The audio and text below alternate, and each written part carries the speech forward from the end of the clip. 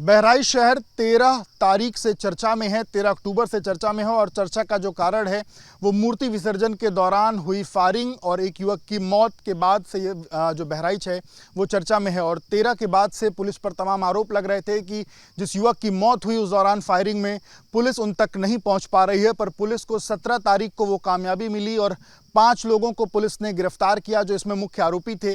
और गिरफ्तारी के बाद जिस जगह पर उन्होंने जो आला कत्ल है जहां पर छुपाया था, पुलिस उनको लेकर के जब बरामदगी के लिए आई तो उन्होंने पुलिस पर फायर कर दी। एबीपी न्यूज़ ग्राउंड जीरो पर वहां मौजूद है जहां पर ये जो आला कत्ल है वो छुपाया गया था। सामने की जो तस्वीरें हैं यहीं पर अपराधियों ने जो आला कत्ल है वो छिपाया था और पुलिस जब 5 को गिरफ्तार करने के बाद उसमें से जो 2 मुख्य आरोपी थे जिसमें सरफराज और तालीम, इनको जब लेकर यहाँ असलहा बरामदगी के लिए आई तो इन्होंने यहीं से असलहा निकालने की बात कही। और इसी दौरान जब उन्होंने असलहा निकालते समय चूँकि उन्होंने असलहा पहले से एक घटना को अंजाम देने के लिहाज से पहले से उसको लोड कर रखा था और डबल बैरल गन के साथ साथ एक और जो देसी कट्टा है वो भी यहाँ पर उन्होंने रख रखा था। और जब ये असलहा लेते समय उठाते समय उन्होंने पुलिस पर फायर कर दी और इसी दौरान पुलिस ने उन पर जवाबी फायरिंग की, जिस दौरान सरफराज और तालीम के एक के बाएं पैर में और एक के दाएं पैर में गोली लग गई और इसके बाद दोनों कहीं ना कहीं घायल हुए। फिर उसके बाद पुलिस उनको इन्हीं रास्तों से नीचे उतार कर ले गई। आपको बताएं 13 तारीख की जो घटना है, जब मूर्ति विसर्जन को लेकर एक पक्ष जा रहा था उस दौरान दूसरे ने डीजे बंद करने की बात कही और जब डीजे बंद करने के लिए एक पक्ष तैयार नहीं हुआ तो पत्थरबाजी हुई। इसी दौरान जो मूर्ति है वो खंडित हुई।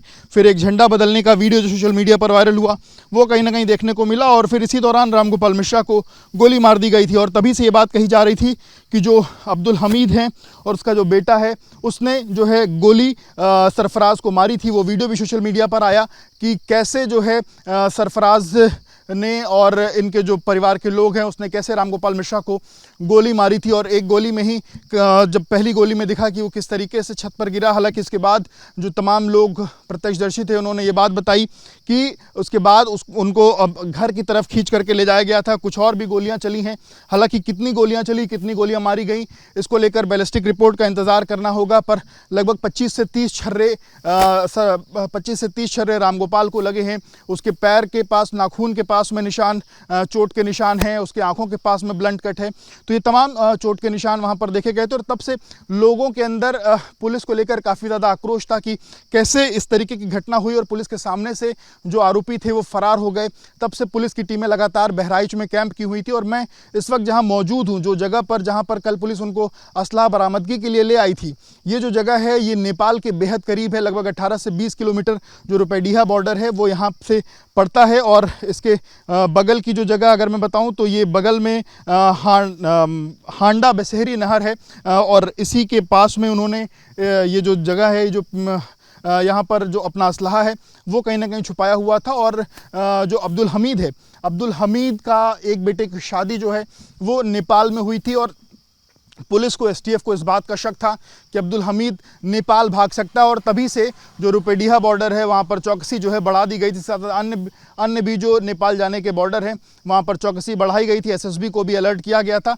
और इस जगह पर कल जब पुलिस को सूचना मिली कि ये लोग नेपाल भागने की फिराक में हैं, उस दौरान पुलिस ने इनको गिरफ्तार किया। इसमें 5 लोगों की पुलिस ने गिरफ्तारी की है, जिसमें 3 जो मुख्य आरोपी हैं उनको गिरफ्तार किया है। इसमें एक सरफराज की गिरफ्तारी हुई है, तालीम की गिरफ्तारी हुई है, फ़हीम की गिरफ्तारी हुई है, अब्दुल हमीद की हुई है और मोहम्मद अफजल की हुई है।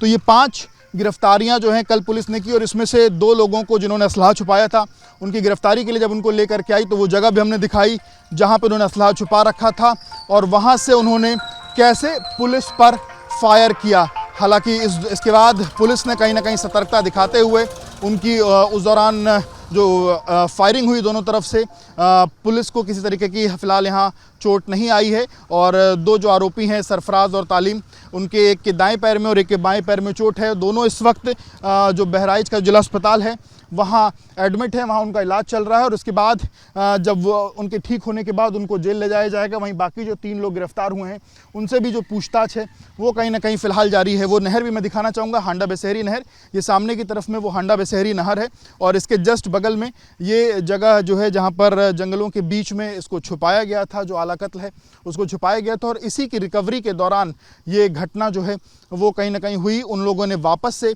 पुलिस पर फायर किया और जब पुलिस उनको ले जा रही थी उस दौरान का एक जो वीडियो भी वायरल हुआ है जिसमें पुलिस ने कहा कि हम तुम्हें असलहा तुम्हारा जो था उसको खोजने के लिए लाए थे, हमने तुम्हारे साथ कोई जो है बर्बरता नहीं की, लेकिन तुमने हम पर फायर कर दिया। इस पर वो लोग ये भी कहते हुए सुनाई दे रहे हैं कि उन्होंने सोचा कि वो जो है फायर करके भाग जाएंगे। पर फिलहाल पुलिस की मुस्तैदी के साथ पुलिस की मुस्तैदी के कारण जो दोनों युवक थे उनको पुलिस ने यहाँ से गिरफ्तार तो कर ही लिया है। दोनों फिलहाल अभी जिला अस्पताल में हैं, उनका इलाज जारी है। और बाकी जो 3 गिरफ्तारियां हुई हैं वो तीनों को पुलिस ने जेल भेज दिया है। वीडियो जर्नलिस्ट प्रेम सिंह के साथ विवेक राय, ABP न्यूज़, बहराइच।